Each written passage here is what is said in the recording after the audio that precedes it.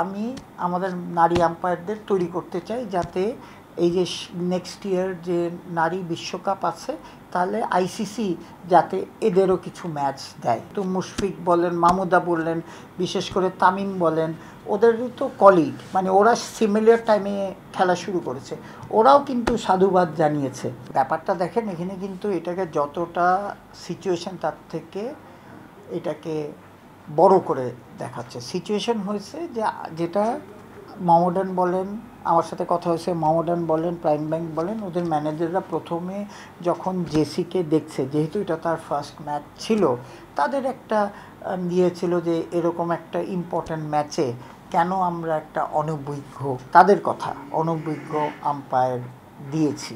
এখন actually JC কিন্তু অনভিজ্ঞ আম্পায়ার না। জেসি আপনার second division, third division, first division করে, প্লাস এমার্জিং এশিয়া কাপ, তারপরে ইন্ডিয়ায় ওই যে ইন্টারন্যাশনাল বড় প্লেয়ারদের, সিনিয়র প্লেয়ারদের যে ম্যাচ, সেসব করে, প্লাস অস্ট্রেলিয়ার সাথে করেই কিন্তু তাদের আমরা দিয়েছি। সো এইটা নিয়ে কিন্তু অফিসিয়ালি কিছু বলেনি, কিন্তু তাদের সকালে তাদের ইয়েটা ছিল যে এই আম্পায়ার দিলাম কেন। এখন নিয়ম অনুযায়ী আপনি আম্পায়ার টিম বললেই যে আম্পায়ার চেঞ্জ করা যাবে না। সো ক্রিকেট বোর্ড বা CCDM stick to the rules যে ছিল।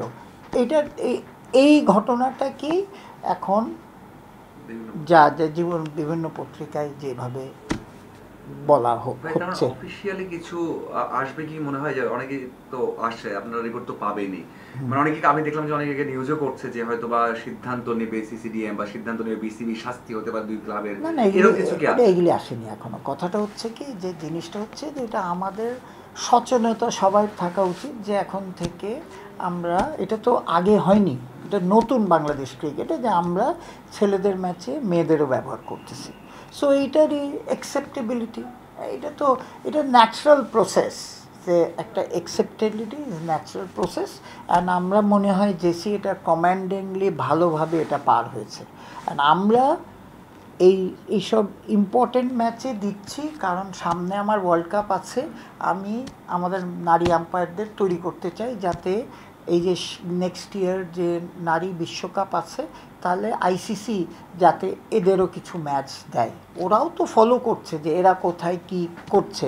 এখন যদি আমি তাদের এই লিস্টেড ম্যাচে না করাই বাংলাদেশে, তো তাহলে কি করবে না? সেই বেসিসে আমরা, এটা মেয়ে বলে ছেলে বলে না, আমরা সবাইকেই কিন্তু নিউয়ার জেনারেশন পাইপলাইন তৈরি করার চেষ্টা করছি। ভাই হঠাৎ করে মানে যেটা হচ্ছে যে যেটা সবচেয়ে বেশি ফলো করে নিউজ করা হচ্ছে যে এটা মেয়ে, মানে নারী আম্পায়ার বলে এটা এই ইস্যুটা এসেছে, এবং দুর্ভাগ্যবশত সেই দিনই ওই ক্যাচ নিয়ে ঘটনাটা ঘটেছে। হয়তো ক্যাচ নিয়ে ঘটনাটা না ঘটলে এত দূর আসতো না। ওটা ঘটেছে, উত্তপ্ত ছিল, সাথে এখন ফলো করে যেটা প্রচার করা হচ্ছে যে মেয়ে বলে অনেক খেলতে চায়। বিষয়টা কি তাই?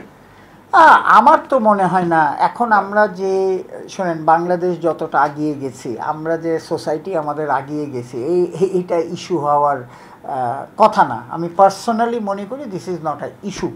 কথাটা বুঝছেন?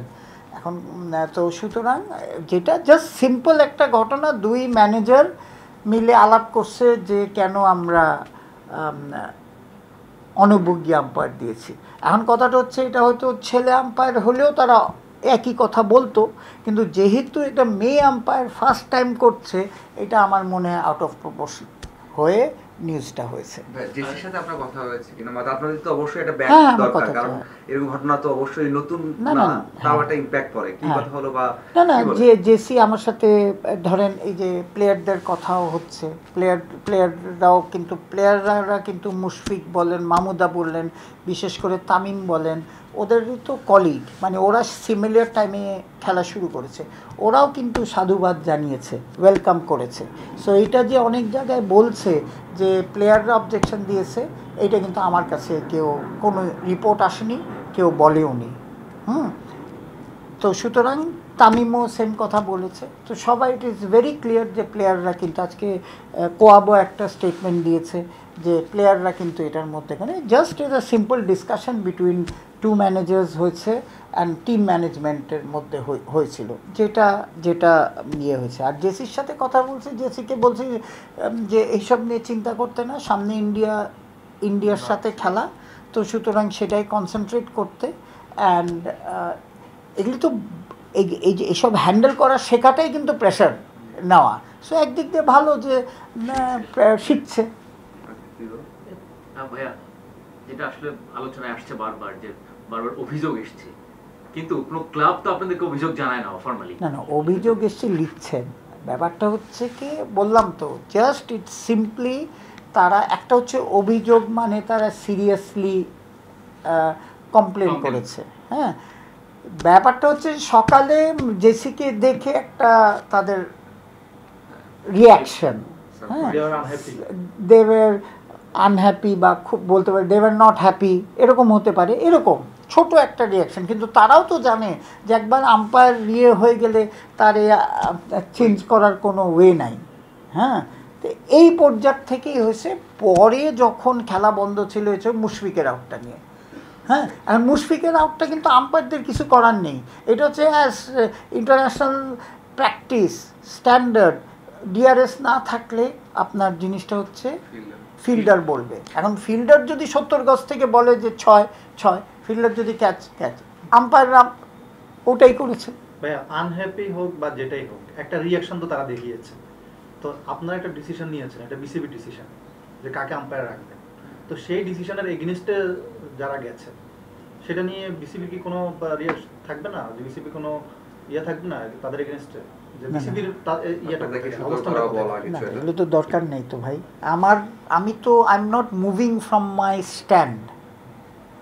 আনহ্যাপি তো সবাইকে হ্যাপি করতে পারবো না। হ্যাঁ, এখন কথাটা হচ্ছে আপনার চিন্তাধারা আপনার কাছে, আমাদের চিন্তাধারার কাছে। আমাদের চিন্তাধারা, বিশেষ করে প্রেসিডেন্ট সাহেব অ্যান্ড আম্পায়ার কমিটির চিন্তাধারা হচ্ছে যে আমার পাইপলাইন তৈরি করতে হবে, যত নতুন আম্পায়ার আনতে পারবো। কারণ আমার পাইপলাইন না তুলে একটা ভ্যাকিউম হবে। আমার এখন পাইপলাইন তৈরি করা হচ্ছে। এখন এই পাইপলাইনের মধ্যে মেয়েরাও ইজ ইকুয়াল। আমরা যেটা করতে চাচ্ছি, মেয়েরা ইকুয়াল। আমরা মেয়েদেরও ওয়েলকাম করছি, ছেলেদের যেরকম ওয়েলকাম করছি মেয়েদেরও ওয়েলকাম করছি। এখন নতুন আরও 9-10 জন আম্পায়ার কিন্তু অ্যাপ্লাই করেছে এই আপনার ইয়েতে। তারপরে বাংলাদেশ টাইম থেকে রিটায়ার করলেই কিন্তু আমরাই আগিয়ে এসে তাদের বলছি তোমরা আসো। So we are actually promoting মহিলা আম্পায়ার অ্যান্ড নতুন আম্পায়ার। আচ্ছা, আমরা যতটুকু জানি যে 2019 সালে প্রথম আন্তর্জাতিক ম্যাচ করছে মানে মেয়ে আম্পায়ার, এবং 2022 সালে হচ্ছে মানে পূর্ণ সদস্য দুটা দেশের আম্পায়ারিং করেছে। তো আমরা তো পিছিয়ে নেই। 2024 সালে আমাদের আম্পায়ার ইন্টারন্যাশনাল লেভেলে কাজ করছে, কিংবা ডোমেস্টিকে শীর্ষ পর্যায়ে কাজ করছে। তো বাংলাদেশে আসলে কি পরিমাণ নারী আম্পায়ার আছে এবং তারা কতটুকু ক্যাপাবল? শোনেন, ব্যাপারটা হচ্ছে কি, 2011 সালে প্রথম নারী আম্পায়াররা আপনার পরীক্ষা দিয়ে পাশ করেছিল। তারপরে থেকে হয়েছে কি, আমরা যাই হোক হোয়াট এভার হ্যাজ হ্যাপেন, আমরা কিন্তু ইউজ করিনি ওইভাবে মেয়েদের খেলা ছাড়া। হ্যাঁ, আমরা যখন নতুন কমিটি এসছি, আমার কাছে দায়িত্ব দেওয়াটা হয়েছে, তখন থেকে কিন্তু দেখবেন এমফাসিসটা মেয়েদের দিকে দেওয়া হয়েছে বেশি। অ্যান্ড আমরা যেটা করেছি হচ্ছে যে ধাপে ধাপে ধাপে ধাপে ধাপে ধাপে তাদের উঠিয়ে নিয়ে এসছি। এইটারই এটা ক্রিকেট বোর্ডের পলিসি হচ্ছে, এটাকে উঠিয়ে নিয়ে আসার জন্যেই কিন্তু this one step by step. So প্রথম বছর আমরা করিয়েছি school cricket and 3rd division, তারপরে করিয়েছি 2nd ডিভিশন, এই বছর করিয়েছি 1st ডিভিশন, এই প্রিমিয়ার লিগে দিলাম, তারপরে আপনার পরে ন্যাশনাল লিগ আর এসবেও করাবো, অভিজ্ঞতা হোক না। আবার এই দেখে কিন্তু এমার্জিং এশিয়া কাপের ডাক দিয়ে নিয়ে গেছে। এবার এশিয়া কাপেও তাকে নিবে বলছে। হ্যাঁ, সামনে ওয়ার্ল্ড কাপ, আর তারপরে ইন্টারন্যাশনাল প্যানেলে ঢুকে গেছে। তো অ্যাটলিস্ট আমাদের যা ছিল 10-12 জন ছিল, অনেকে তো এই ক্রিকেট অঙ্গন থেকে চলে গেছে। যারা আছে তাদের নিয়ে কাজ করতেছে, আর we are welcoming and we will stick to our, cricket board is sticking to our policy, simple. হ্যাঁ, আমরা আরও ভবিষ্যতে দেখব। আর আমি যেটা রিকোয়েস্ট হচ্ছে, পুরা ক্রিকেট ফ্রেটার্নিটিকে বলবো যে সাংবাদিক বলেন, প্লেয়ার বলেন, বলেন, যেটাকে ওয়েলকাম করতে, তাহলেই আমাদের ক্রিকেট উন্নতি হবে। তারা যে অনভিজ্ঞতার যে প্রশ্নটা তুলছে, সেটাকে ধরেও নিই আমি, ধরেন অনভিজ্ঞতা যে কথা বলছে, সেখানে ধরেন এরকম একটা ম্যাচে মোহামেডান এবং প্রাইম ব্যাক, সেই ম্যাচে জেসিকে দেওয়ার ব্যাখ্যাটা কি আপনাদের? ব্যাখ্যাটা হচ্ছে যে মোহামেডান এমন a very important match, but this was a third and fourth match value wise. এই ম্যাচ কিন্তু আজকে যদি ধরেন, আমরাও তো যেরকম আমরা অনেক সময় ক্রিকেট টিমে হয় না যে আপনি জিম্বাবুয়ের সাথে খেলাচ্ছেন নতুন প্লেয়ার, আয়ারল্যান্ডের সাথে খেলাচ্ছেন সেম স্ট্র্যাটেজি। এখন যদি আমি চ্যাম্পিয়ন হওয়ার ম্যাচগুলিতে খেলাই, দ্যাট ইজ মোর প্রেশার। আবার রেলিগেশন ম্যাচে যদি দিই প্রিমিয়ার লিগের, that is more pressure. So আমি মাঝখানে যেখানে ভ্যালু নাই, মোহামেডান 3 হলো না 4 হলো, ওই পজিশন থেকেই কিন্তু আমরা দিয়েছিলাম যে ইয়েস ইম্পর্ট্যান্ট হচ্ছে বোধ বাংলাদেশ টিমের প্লেয়াররা আর দেয়ার গুড টিমের ম্যাচ করছে, হ্যাঁ, কিন্তু ম্যাচের ইম্পর্টেন্স ওয়াইজ কিন্তু এটা এত বড় ইম্পর্টেন্স ম্যাচ ছিল না। ইউ আন্ডারস্ট্যান্ড ম্যাচের ইম্পর্টেন্স। আজকে যদি ধরেন চ্যাম্পিয়ন যারা হচ্ছে তাদের ম্যাচে দিতাম যে 2 পয়েন্ট হারালে এ আবার উঠে যাচ্ছে, তাহলে তো আপনি বলতে পারতেন, হ্যাঁ, বা রেলিগেশনে চলে যাবে, কারণ আমরা এক্সপেক্ট করছি হয়তো যে রং ডিসিশন দিবে। এত প্রেশার ম্যাচে রং ডিসিশন হয়তো দিত। রং ডিসিশন তো আইপিএল বলেন এই বলেন সব জায়গায় রোজই হচ্ছে, ডিআরএস বলে তারা শুধরে যাচ্ছে। সো এটা অ্যাকসেপ্ট করে নিতে হবে। ভাই আমরা একটা জিনিস যেটা দেখেছি এবারে বিপিএলটা যেভাবে স্মুথলি শেষ করেছেন আপনারা, যদিও শুরু থেকে প্রযুক্তি ছিল জন্যই আসলে এর বেশি সহায়তা করেছে। ডিপিএলটায় আমরা যেটা দেখলাম আর কি, আম্পায়ারদের অনেক সিদ্ধান্ত নিয়েই অনেক প্রশ্ন এসেছে, হয়তো আপনাদের কাছে ক্লাবগুলো কোনো কমপ্লেইন করেনি ওই অর্থে। মাঠে কিছু হলেই কি আম্পায়ারদের দোষ? সেটাই। এইখানে দেখেন আপনাকে আমি 2-3টা ইনসিডেন্ট বলি যেটা অ্যাকচুয়ালি আম্পায়ারদের আমাদের টার্গেট করছি আমরা।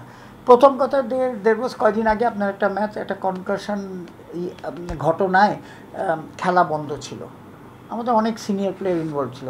কনকাশন আপনি ওয়েবসাইটে গিয়ে আইসিসির নিয়মটা পড়েন, লেখা আছে ছেলেটা যখন রান নিয়েছে, আমাদের কাছে ভিডিও আছে, ছেলেটা রান নেওয়ার সময় পড়ে ঘাড়ে ব্যথা পেয়েছিল, হ্যাঁ।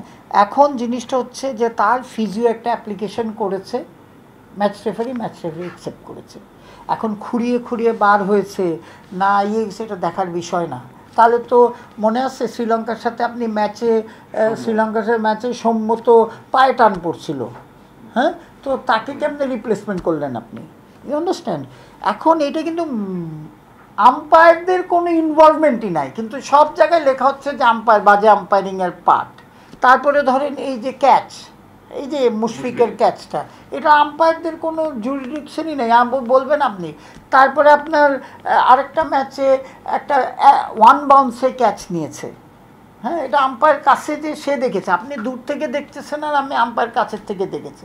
তো এইসব ডিসিশনে আমাদের হচ্ছে কি আমরা অ্যাকসেপ্ট করতে পারছি না। তো সুতরাং ডিআরএস অলসো ওপেন মাঠে ডিআরএস করা ইজ প্র্যাকটিক্যালি নট পসিবল।